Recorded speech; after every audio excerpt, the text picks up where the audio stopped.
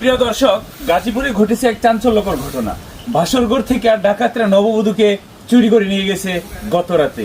এই যে আমার সামনে স্বামী বসা আছে, স্বামীর কাছ থেকে স্বামী স্ত্রী দুজন একসাথে শুয়েছিল ভাসরঘরে। সেই ভাসরঘর থেকে এক ডাকাত দল এসে হঠাৎ করে বউকে নিয়ে গেল। এখন বেচারা মানে বেচাইন অবস্থায় এই যে দেখেন মনক্ষুণ্ণ ভাবে বসে আছে।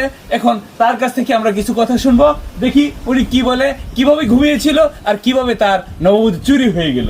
ভাই, আপনি যে গত রাত্রে বিয়ে করলেন, তো আপনার স্ত্রী যে ডাকাত দলেরা নিয়ে গেছে সেটা আপনি কিভাবে নিশ্চিত হলেন? ভাই, 2 দিন আগে বিয়ে করছি। কাল আমার বাসর টাসর করে আমরা শুয়ে আছি। মানে আমি খোঁজ পাইছি হ্যাঁ, ঘরের সব আওলায়, মানে জিনিসপত্র আনলেন।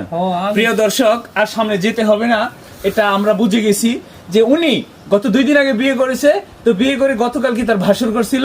সেই ভাসর করে স্বামী স্ত্রী শুয়েছিল। তো হঠাৎ করে উনি ঘুমিয়ে মগ্ন হয়ে গেছে।